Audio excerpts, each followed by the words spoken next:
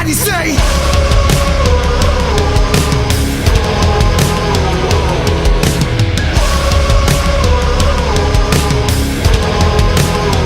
everybody say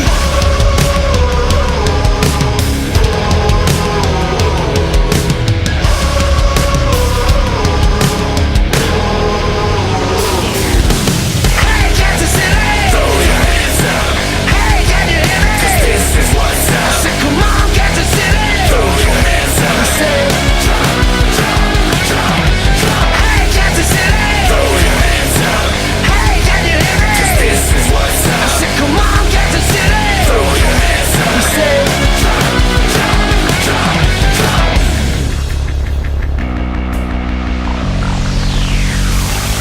this is our house, Arrowhead, 80,000 people.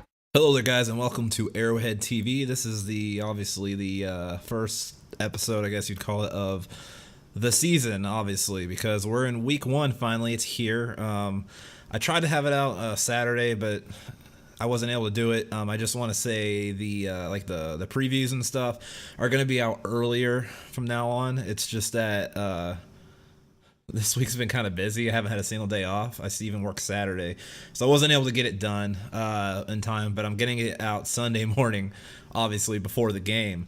So I'm just saying, that's just for this time, but for now on, it's probably going to be out like Thursday or Friday, latest Saturday. That being said, we have the San Diego Chargers, obviously, and I feel like a very important part, not a very important part, but a very important thing to start with here would be not the injury report, well, kind of the injury report, but the depth chart. We should probably start with that.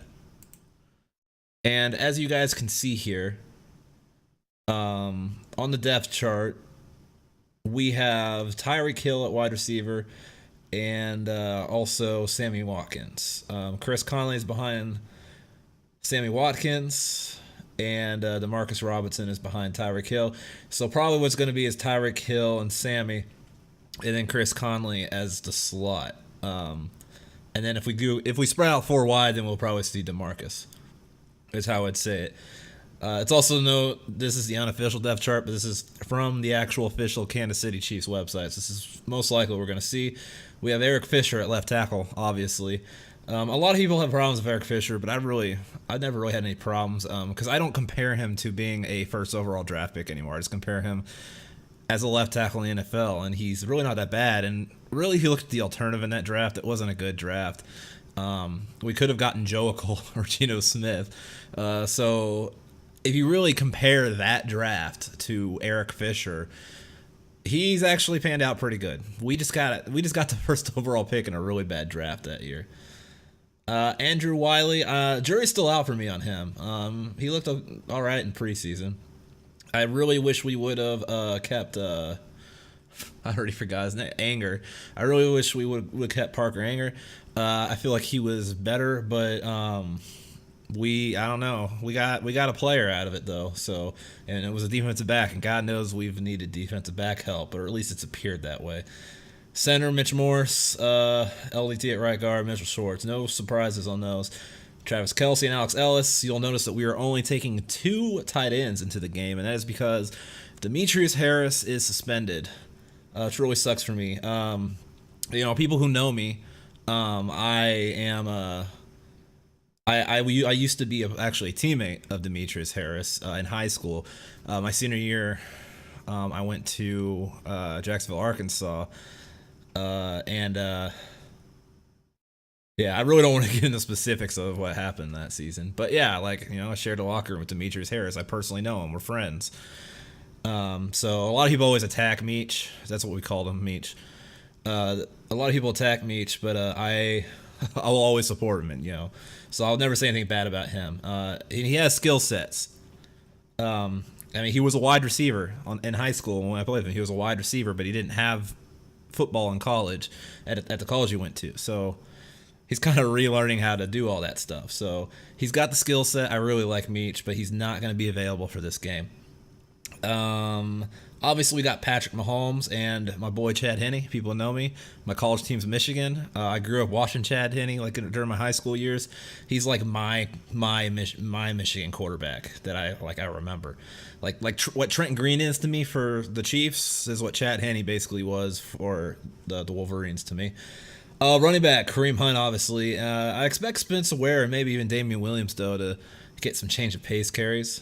And obviously Anthony Sherman. So we roll over to the defense here, and I want to point out something while we look at this depth chart, right? So everyone made a big deal out of the preseason week 3, how our starting defense was getting basically manhandled by Chicago's backups. What people really need to realize though, that wasn't really completely our starting defense. Okay, and I'm going to go over that step by step here in a second. Okay, so we got Chris Jones here. Obviously, Chris Jones is a beast. Left defensive, and realize the front seven, other than Hitch and Ragland, we can pretty much expect everyone else to be moved around if Bob Sutton is to be believed of what he was saying for matchups and stuff. I don't expect this to be like set in stone, but this is going to be like the base defense, what they're going to be. Okay, so we got Chris Jones. Okay, so this is the first one. Xavier Williams was not playing in that game. Our starting nose tackle was not playing in that game. I mean, Derek Notty's good, but he is, he's still learning.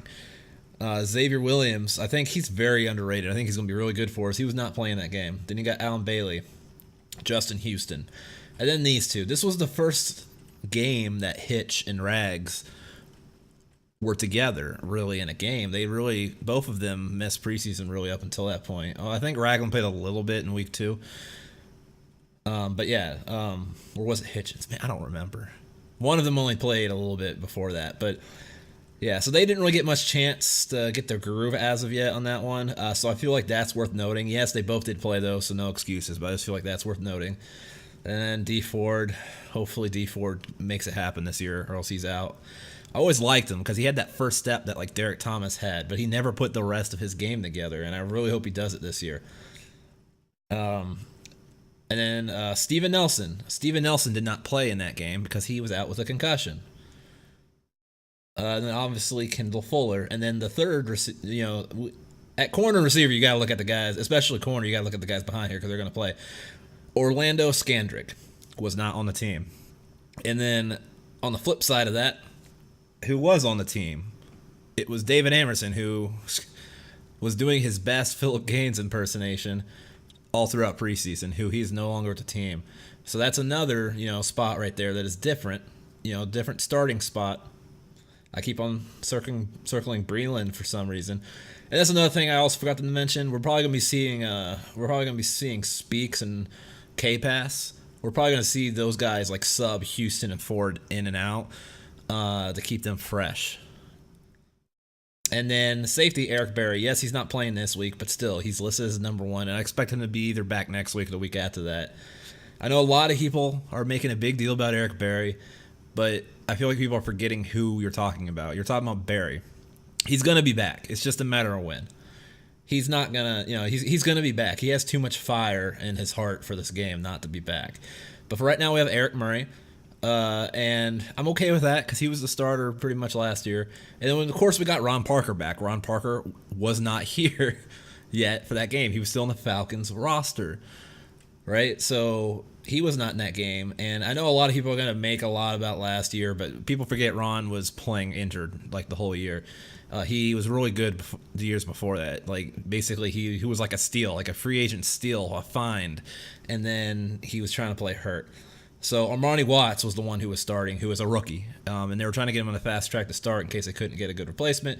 But there's Ron Parker, and in the absence of Eric Berry, Ron Parker's probably going to be the guy making sure everyone's lined up correctly and everything. He knows the defense. So if we look at that, right? Okay, so we have Xavier Williams didn't play in that game. Okay, we have two guys. It was their first time playing together at a position that it's really important that they be like in sync. Okay.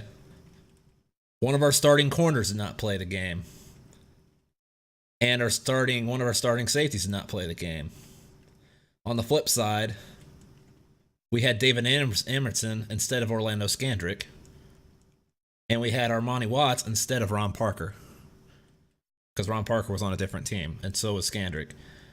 So that's like half the defense that we have now that was not playing in that game. So it wasn't, we haven't even really seen our real starting defense. And then scheme wise, we know that Sutton wants to like do sub packages and move guys around for matchups and stuff. But we didn't really see that because you don't really game plan really for preseason games. You just want to see what guys have. So we haven't even seen like the scheme and how he's going to use the talents and stuff. We just saw basically like the raw footage of half of the starting defense. So I feel like anyone who wants to point to the Bears game, you're being a little bit overdramatic. You're being a little bit overreactive. Now that's not to say they're gonna be great, right? Because that's jury's out on that too. But I want to at least wait a couple weeks to see what we have with the real defense, especially when Barry comes back, before I really freak out about the defense. I really do like what we have, though. I think we have a chance against the Chargers, simply because Dee Ford seems to always show up against the Chargers. And, of course, Justin Houston is Justin Houston. And then, so I think that's just going to make it easier for the defensive backs. And, of course, Chris Jones is a monster, too. Xavier Williams anchor in it. Alan Bailey is the Incredible Hulk, basically. He's a really strong dude. And hopefully with these two, we will be better against the run than we were last year. So, and then, of course, on special teams, got Dustin Colquitt punting, Harrison Butker kicking, Colquitt the holder. None of that's changed. James Winchester, Tyreek Hill, and DAT. So DAT was doing this before he got hurt last year. So really none of this, it's the same exact special teams unit as we had last year. And that's about it right there. Okay, so first things first, I guess we should start with. I pretty much touched on the defense right there. Really, what we have to do on defense is we have to stop the run, and we have to get pressure on Phillip Rivers, which means Justin Houston, now that he's fully healthy and he's had a year of playing, because they say that first year back, you're not quite, you can't quite trust your leg as much, as you can. It usually takes 2 years to fully come back from the kind of injury that Justin Houston had. So Justin has no excuses now. He has to come back to, the leading sacker in the NFL kind of form. He has to come to that what we paid him to be kind of form. This is the year. He's got to do it. And Dee Ford too. Dee Ford, this is the year. Dee Ford has to do it. And especially with the opener against the Chargers, he has to get in there. I'm not worried about Chris Jones. He's going to be him. Xavier Williams needs to anchor that. He needs to anchor that front. And Ragland and Hitchens, I hope one game was enough in the practice they've had, because they have to be able to work together, because, once again, they got to stop the run. And then when we pass, obviously the reason why we have to pass rush Phillip Rivers is because if he has all day, a guy like Phillip Rivers, if you give him time, he's going to torch most defenses, especially the weapons he has. But if you give him time with the weapons he has and consider what people think our secondary is, then it's going to be a long day, and you can't score enough points. It'll be like the 2003 playoff game against the Colts all over again. It's just, you can score every time you have the ball, but it doesn't matter because the other team's going to score again. You just have to hope you get the ball last, basically, in that kind of situation. So that's what we got to do. That's obvious. And I would say on offense, really, you got to get Kareem Hunt going. And the reason why is because if you remember last year, the Chargers were really weak against the run. And if preseason has been any indication, they haven't really shown any kind of indication that they have really gotten any better against the run on defense. So you have to get Kareem Hunt going, and that opens up play action, and because Anthony Lynn actually said in a presser that they're going to respect it. They're not going to give, Kareem Hunt and Mahomes basically the play that we had against Atlanta. They're not going to give that. They're going to protect it deep. So what you want to do is you want to make them come up. So You want to use Travis Kelce over the middle, and I know it's going to kill people to hear this, but now Andy, if you're watching this, I know you're not Andy, I know you're not watching this, but if you're watching this, I'm about to say you have to use screens to make them come up, but don't make that half of your offense. Screens don't work if the team knows it's coming. Screens are a thing you should do max like 5 or 6 times a game. Like, they are not something that should be half your offense. They should be a surprise. They're a trick play, basically. If you set them up, use them as a setup thing, or you set them up, use them sparingly, they work, but they don't work all the time. So, yeah, so I'd use Travis Kelce over the short to medium middle. I would use we gotta get Sammy Watkins involved too. I would use Sammy Watkins with like short passes, short timing routes.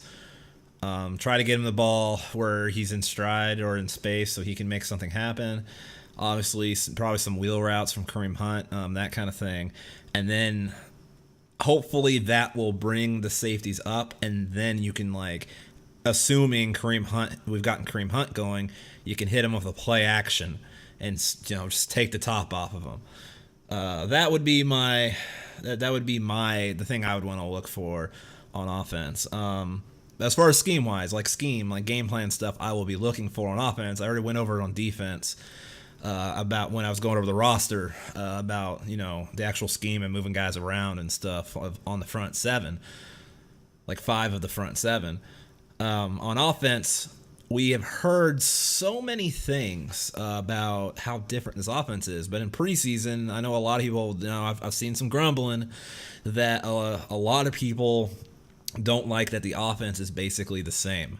It really hasn't changed much. There were still I saw a lot of Alex Smith lovers and, apologists and all that basically saying that, we should have kept Smith. I mean, Patrick Mahomes was throwing checkdowns just like Smith was, or, CC, it wasn't Smith, or all this and that.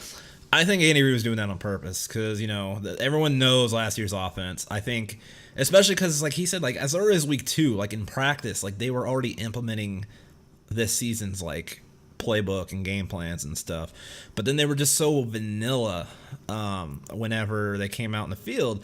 And then the thing that really clinches this for me is in Travis Kelce's presser this week, they asked him about the offense, and he was just like, I can't tell you, I can't give it away. How different has this offense felt with Patrick back there, just including things like how you guys might run the offense, not necessarily how It's without saying too much, it's I don't want to give away too much of a secret. It's gonna be fun to get out there. It's new for everybody, so I think it's something that everyone can really get excited about, even the fans. Would you say there's some differences though? Oh, without a doubt, yeah. It's definitely some differences in a good way. So that kind of tells me the offense is pretty much, for the most part, been pretty much the same since Andy's been here. So if he feels that he can't say anything, basically, that tells me it's going to be something that it's going to be drastically different. I think it's going to be drastically different, and I think the reason why we were doing last year's basically playbook, and game plans and stuff, basically, last year's offensive setup basically during preseason is to keep it vanilla and keep it where teams won't have basically anything to go off of until regular season. So I really do believe basically that was what Andy Reid was doing. I don't think that was actually what our offense is going to, what preseason was. I don't think that's what our offense is actually going to look like for the most part. Yeah, so I'm really looking forward to seeing the actual offense with an actual game plan. And Sammy Watkins, I want to see what Sammy Watkins does. We already know what all these other guys do. Tyreek just needs to be Tyreek. Kelce just needs to be Kelce. And Hunt just needs to be Hunt. What I'm interested in seeing is Patrick Mahomes and the game plan. And that's pretty much what I'm looking for there. Trying to think, is there anything else that we should talk about here? Obviously, watch out for the helmet rule and all that. That's going to probably be a killer this year, especially with how much we, shoot ourselves in the foot a lot, or at least as much as we have in the past. And also the line. I really want to look at, hopefully the line holds up, because they're going to be very important to both Hunt and Mahomes. They really need to hold up. I think we'll be fine. I really like everybody on the line. Wiley's really the only question mark for me, but I feel like if Reed traded away Anger and is starting Wiley over the guy that we just paid in Irving, I'm pretty sure he's probably pretty confident. And as one of the better offensive minds in the league and a guy who was a lineman when he played, I am willing to trust Andy Reid's judgment on that one. So with all that being said, and obviously like having Connolly back, I think a lot of people are underrating how big having Connolly back is. And the fact that he's the third wide receiver, our offense is really loaded. It's really loaded, but the question is, can the defense stop him? Is everyone who's freaking out about that week 3 game of our defense, is it legit? Are they right? Or from what I've said, whenever like half the defense was actually missing, is the defense actually better than what we've seen? Especially with moving the guys around and getting some pressure on the quarterback, hopefully. So, yeah, that's basically in a nutshell. That's all the things I'm looking for. As far as the injury report goes, really, I haven't looked too hard into the Chargers. I know they're missing Bosa and we're missing Barry. So the not having Barry this week is limited a little bit, simply because they're not going to have Bosa. But everyone else other than Eric Berry was a full participant Wednesday, Thursday, and Friday. And Barry's doubtful, so there's still like a 10% chance he could play. But if he hasn't practiced all week, I'd much rather him just stay out and rest it. Because we need him for the majority of the season. I'm looking up the Chargers injury report real quick. Sorry, this is my first episode, so I'm gonna be a little bit more prepared from now on. Should have had this up already. All right. Yeah. Okay. So it looks like. Yeah. Okay. So the Chargers themselves had 3 guys on the injury report. They had Tyrell Williams and Justin Jones, but it looks like Justin Jones was a full participant Wednesday, Thursday, and Friday. And Tyrell Williams had no designation of practice on Wednesday or Thursday, but he was a full participant on Friday. So Joey Bosa is the only one out. And another thing to really keep an eye on here that a lot of people aren't talking about is that Joey Bosa. Okay, so people keeps on talking about how Barry hasn't played in like over, or even hit the practice field in like over a month. Apparently, Joey Bosa has actually been out a little bit longer. He hasn't seen the practice field for a little bit longer of a time span than Barry. So I found that really interesting. I don't think it really means anything, but it's still like very interesting because everyone's like, "Oh, Barry hasn't been on the practice field in forever," but Joey Bosa has actually been out for the Chargers longer. I mean, I get it. Bosa's younger, but you can't count Barry out. He's like what Priest Holmes was, Like you can't count Eric Berry out. He's the spiritual leader of this team. He's gonna be back. It's just that, like, I don't see him missing more than, like, he's gonna be back by week 4. He's not missing more than the quarter of the season. Anyways, guys, with that being said, that is the preview. I guess predictions. I think the Chiefs are gonna win, simply because we know the Chargers and we own them. And Andy Reid just has. Not only does he have obviously the track record that we all know of when he has more than a week to prepare for an opponent. I think he's only lost ever like 1 or 2 games. I don't know the exact stat off the top of my head right now, but it's an insane number. Like, it's an insane record. But on top of that, his track record on opening Sunday, not necessarily opening Sunday, but the opening, like the season opener, is impeccable. I think he's only lost like 1 ever. So more, and he's been preparing basically like I said earlier, since like week 2. He's been implementing the game plans and stuff and the plays for this game. So not only has he basically had more than a week to prepare, but it's also it's also the opener, which he's also really good at. And like I said, yeah, not having Barry sucks, but they don't have Joey Bosa. So, and yes, I think they have more talent overall. At least it appears right now, because we have a lot of people that were just brought in, a lot of young guys. But it appears right now the Chargers have more talent on defense. But I honestly think we have more talent on offense. Everyone keeps on touting how good their offense is. But, I mean, Sammy Watkins, Tyreek Hill, Travis Kelce, Kareem Hunt, the arm and Patrick Mahomes. I don't think anybody has better than that. So I think it balances out, and I honestly do believe our defense is better than what we've seen so far. We haven't seen them with a game plan.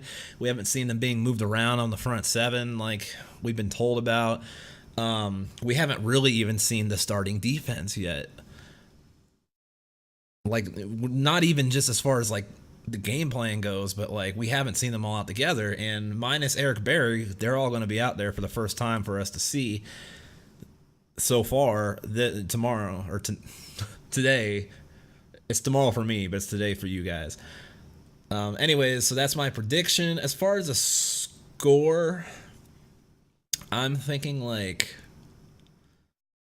I don't know about an early score. I think we'll score like 30 points. So I'll go with, we'll say 30 to 24. I'm going 30 to 24. I think Phillip Rivers and their weapons are going to be able to get 3 touchdowns on us. You know what? No, 34-27. I think they'll get a couple field goals too. But I think Patrick Mahomes is going to light it up, honestly. I really do. Everybody keeps on saying, like, oh, he's going to throw interceptions and stuff, but there's just no evidence of that. There's zero evidence of that. If you look at his preseason stats, he's thrown more touchdowns than interceptions. And I'm talking about this year and last year. He's only played one game, and yeah, he threw an interception, but whatever. He also won the fucking game. And he's the reason why we had a lot of those field goals or running touchdowns. He's the reason why we got in position on those drives. And also, if you look at his college stats, his touchdown to interception ratio was great. It was really, really good. And for someone who threw as much of him, that's crazy. So he's not the pick machine. I think the only reason why everyone thinks he's going to be is because the comparisons to Brett Favre, because he is a gunslinger, because he does have the arm. But he's a lot smarter than Brett Favre, and I think Brett Favre would be the first person to admit that. So yeah, there we go. I'm gonna go with 30 to 27 Chiefs. 30 to 27. That's my prediction. It's going to be a tough game. It generally always is. Don't get me wrong, I'd be glad if it wasn't a tough game. We just blew them out, but I don't think that's going to happen. But I think we're going to win. I think we're going to pull it off. I think we're going to see some of our first little, not really first little, because we saw a little bit of it last year in Week 17, but we're going to be seeing some Patrick Mahomes magic. And we're going to start our road towards the Super Bowl in 2018. Will we get there? We will see. Anyways, guys, I can't say anyways.